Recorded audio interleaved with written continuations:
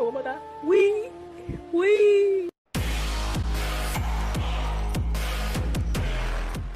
What's up guys, welcome to Barrookie. In today's video I want to share with you how to use the reverse hyper. This is one of the best accessory movements that you can do to strengthen your lower back and opening up your sacrum. Because back when I started squatting, my sacrum jammed up very quickly, and because of the reverse hyper, I was able to open things up again and to squat pain-free. Today we're going to talk about the execution, also how to plan it into your workout, and how to progressively build up for this exercise. Now, the first thing that we're going to do is, this is called a reverse hyperextension. And a hyperextension means that you're going to extend further than what's normal. I am going to say that this is not actually necessary. If you're doing a reverse hyper, it's also good to just go into extension, and that is going to be adequate. You don't want to flex your spine so much that it's going to be unhealthy. There are two aspects about doing a reverse hyper that is different compared to a regular exercise.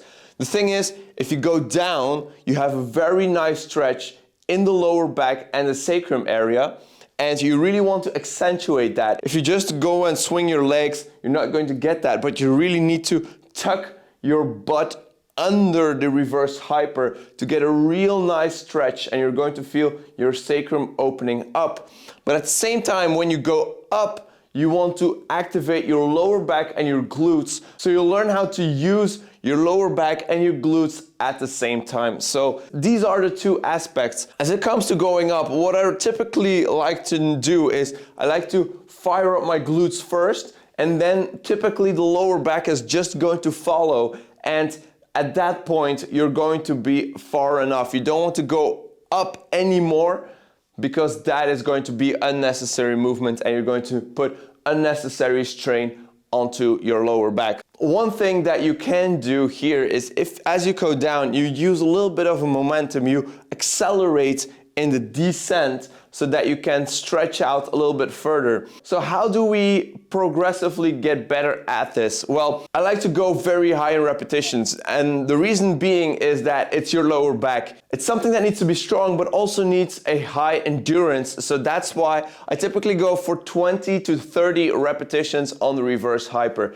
If you're going to add weights, you also want to hit that 20 to 30 rep range. And if that's not possible, I wouldn't even touch weights. So really start with body weight and work your way up to 20 reps, 30 reps. And from there on, you can add little weights. And over time, you can progressively increase the resistance. But don't just jump to 20, 30 kilos.